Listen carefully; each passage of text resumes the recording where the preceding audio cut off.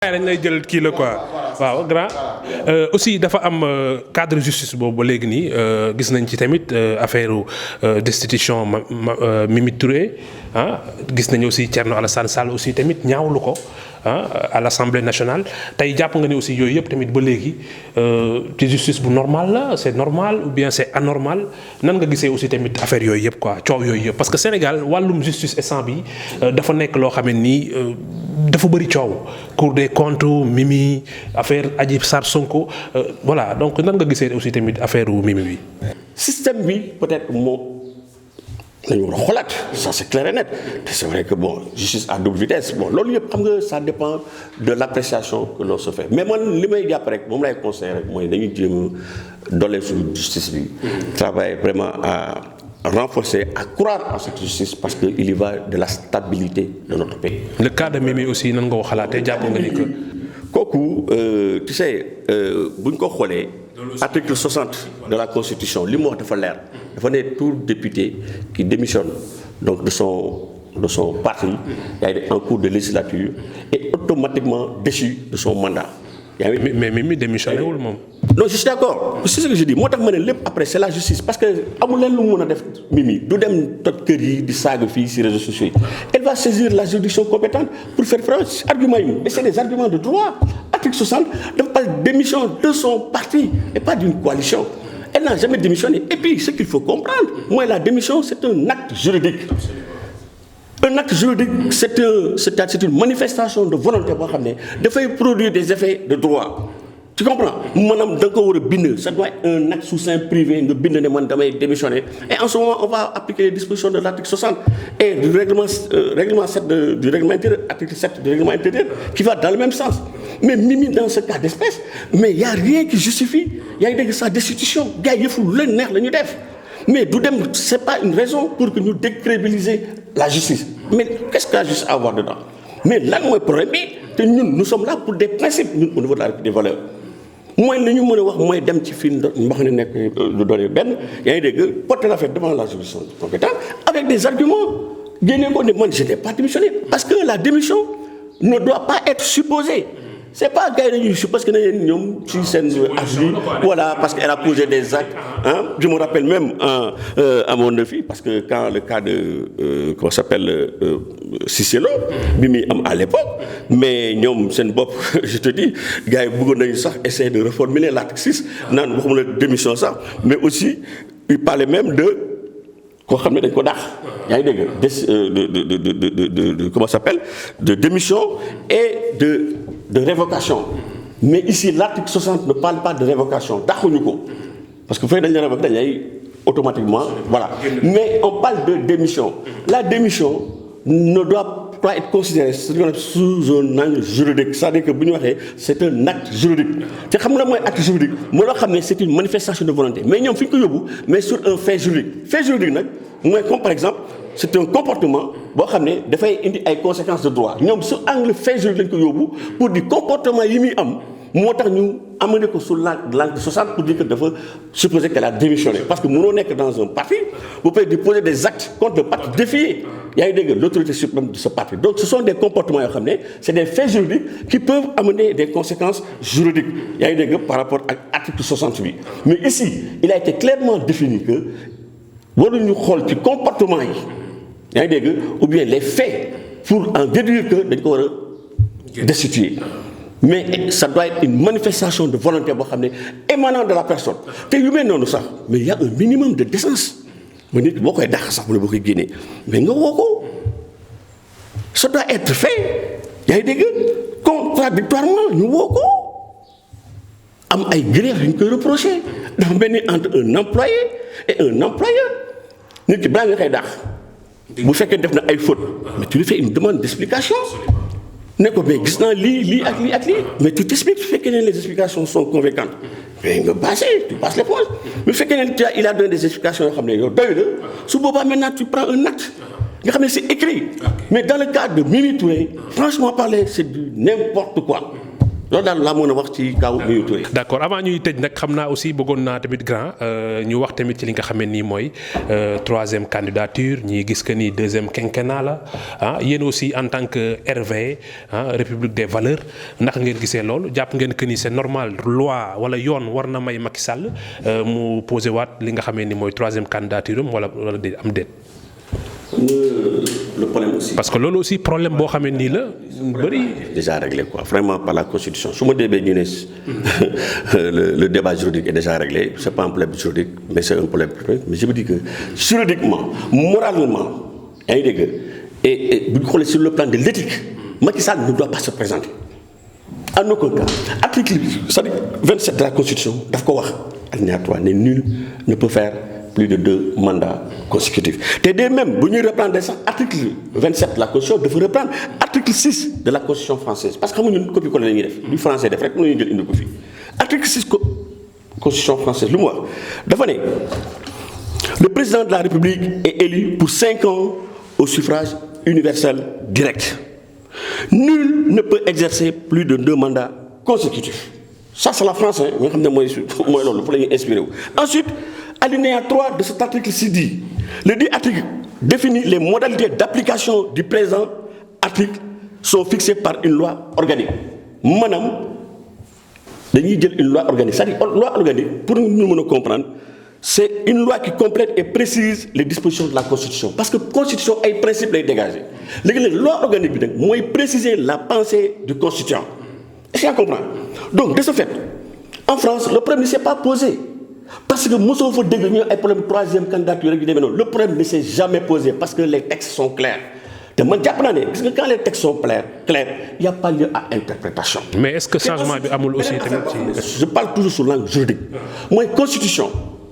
elle est d'application immédiate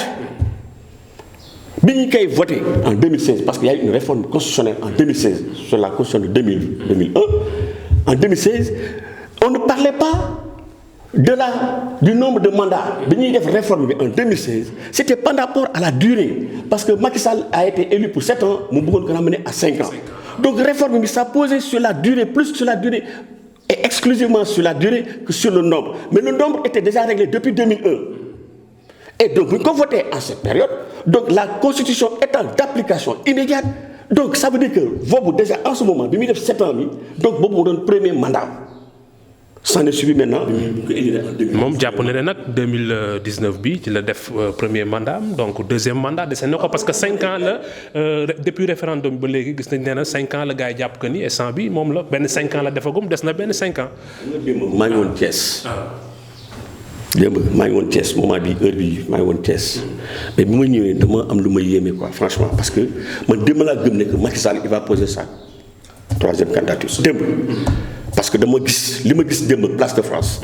ci ay Ndiaga Ndiaye ci ay des c'était li ñuy wax bétail électoral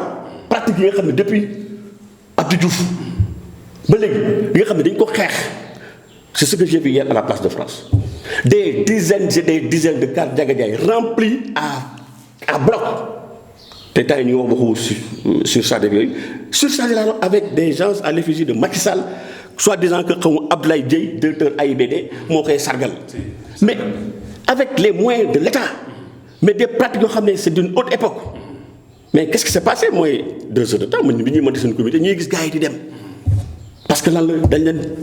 ku si nekk jox la quelque chose jox la tissu et cetera mais nit ñi c'est pas le problème moo tax ma ne gis nga Sénégalais dañuy yeewu ils ont commencé à comprendre bu leen joxee jël leen mais nañu xam ki ñuy voter Macky Sall c'est un appel que je lance chaque fois que je vais sur des plateaux je le dis et je le répète pour la stabilité de ce pays ne renoncer à ce projet-là. donte am na ñoo xam ne pour des problèmes des intérêts crypto personnels ñoo ko ci pousse mais képp koo xam ne askan bi moo la tax a jóg Sénégal moo la tax a jóg xam ne il n'a pas droit à ce troisième mandat te bés bu ko defee su boobaa nag il va vraiment mettre le pays en danger. fu nekk on n'a pas besoin de cela. def na premier mandat jeexal na deuxième mandat il reste à peu près 11 mois. na ko terminer en beauté mu xajal ñu ñëw toog quoi vraiment loolu may wax. mu jël leen ngeen ñëw toog RV Bakary nan nga gisee aussi tamit loolu question troisième candidature bi. bon moi je pense que si angle juridique bi sax du ma fa duggagum d'abord moralement lay wax c'est-à-dire que Macky Sall si mentalité moom jàpp ni que gëm na ni que président yi waratuñoo yàgg si nguur moom moo tax déjà mu proposé woon référendum pour ne que léegi da koy limitation des mandats c'est-à-dire que moom mentalité am loolu la ko may gëm-gëmam gëm na ni que waruñoo yàgg si nguur gi nañ ko def ñaar rek c'est-à-dire que donc kon il doit servir d'exemple d'abord moom si lu mu gëm ba proposer ko ba mu ñu voté ko ba jàpp ni que dañu war a limiter les mandats yaakaar naa ni que su nekkee yow yaa posé acte boobu noonu donc ça doit commencer d'abord par toi-même ne serait-ce que mu doon sa gëm-gëm wala mu doon sa xam-xam wala sa xalaat c'est-à-dire que man foofu laay waxee si par rapport ak sénégalais yi ni ñu war a doxalee parce que aujourd'hui y a le cas Mimi Touré yaa ngi koy wax léegi c'est-à-dire que on change de discours selon nos positions Mimi Touré moom moo nekkoon di campagnal Macky Sall si élection législative yi diggante élection législative yi ak diggante bu ñuy fay président assemblée nationale si diggante boobu motul 4 jours mu changé c'est-à-dire que mu changé de discours léegi heure muy tagg Macky Sall comme ni mu ko doon taggee avant c'est-à-dire que pendant les élections wala durant bu muy nekk ak Macky Sall yëpp léegi moo ngi koy sànni xeer parce que léegi nekkatul foofu noonu c'est-à-dire que loolu nañu war a wan aujourd'hui suñuy rakk di leen jàngal c'est-à-dire que les valeurs yi nga xam ne mooy nga doon nit ku dëgg nit ku am ngor ba pare nit ku am dignité boo xam ne nii dalay jomm à ce que sa gëm-gëm nga bàyyi ko selon yow c'est-à-dire sa bëgg-bëgg wala sa position bu nga nekk aujourd'hui au Sénégal loolu moo fi am c'est-à-dire que nit ku nekk rek aujourd'hui soo taxawee di wax da ngay wax selon yow c'est-à-dire que sa intérêt fu mu nekk moom mooy waral à ce que tey nga wax lii bu subaa nga war a wax lële Macky Sall moom si boppam moo gëm ni que président yi waru ñoo yàgg si nguur ba moom mu proposé c'est-à-dire que loi buy limiter les mandats gëm mu gëm ko nag aujourd'hui loolu moom moo ko war a mën a may dignité wala mu may ko c'est-à-dire que mu am valeur bu muy téye ba tax loolu du ko def en fait c'est-à-dire que même su nekkee sax c'est-à-dire que ñëwuma sax si justice plan justice si foofu rek la laay waxee voilà Mimi Touré aussi soo xoolee même chose c'est-à-dire que y a d'autres cas et d'autres cas soo xoolee sànq man la koy wax y a les activistes du net qui ne sont jamais sur le terrain ñoo xam lañ bëgg toujours ñu ngi sur les réseaux sociaux à parler à la jeunesse def leen lii nangam ak nangam am naa fait divers c'est-à-dire que est-ce que ces gens là ñoom nañu war a may nopp. voilà donc leer na. xam nga ma ñëw ci teg rek. ma may tuuti tu surpères la parole d'accord non y a pas de souci d'accord. plateau nga tey dañoo nekk jamonoy VAR. audio yeeg. VAR waaw. fii si vous permettez fii Macky Sall.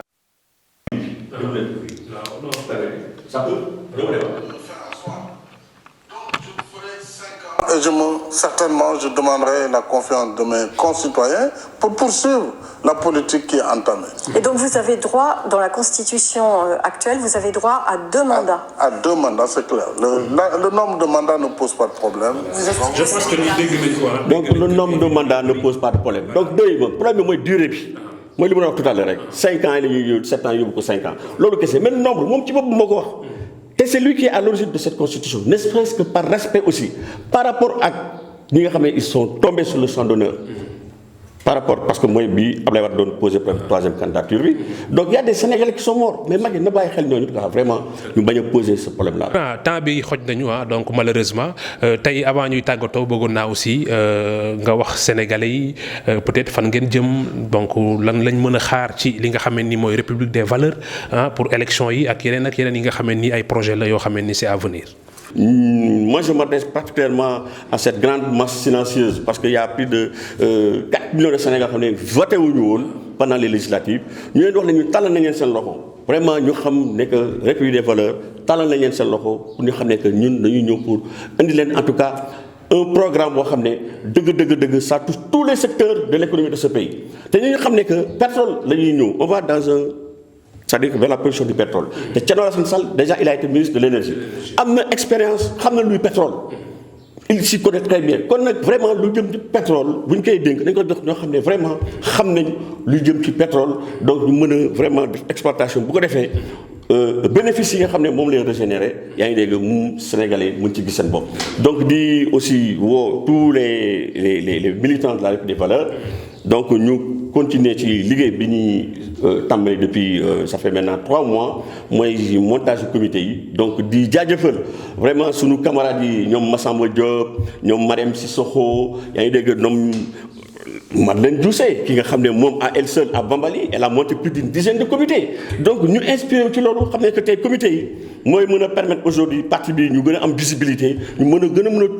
toucher maanaam gox-goxaan yi pour que discours bi nga xam ne moom la ñuy porté mooy discours de la République des valeurs ñu mën ko yóbbu fépp foo xam ne Sénégalais yi di woote aussi lancer un appel à la diaspora aussi ñoom tamit ñu leen di nuyu bu baax ñoom Madior ñoom Amadou Tall xam nga ñoom ñëpp ñu ngi leen di nuyu bu baax a baax donc di xam ne que liggéey bi ñu ngi ci donc ñoom tamit ñu leen di xaar donc ñu ngi ci liggéey bi donc di leen jaajëfal le professeur Faye ñoom ñëpp ñu leen di jaajëfal donc di aussi saluer suñu leader Thierno Alassane Sall ci tournée bi muy def parce que temps yi leen nekkoon Europe il est revenu de la France il a fait un excellent travail là-bas instant yi nii tamit mi ngi vers Linguère comme je l'ai dit tout à l'heure di def tournée vers le sud après il va aller vers le nord et cetera donc vraiment di rafetlu aussi invitation bi xam ne que donc ñun on est disposé en tout cas à. merci beaucoup grand vraiment ça a été un plaisir Bakary yow aussi lan ngay tëjee tey instant bi lan mooy combat yi nga xam ne ni instant bi aussi yéen a ngi koy mëne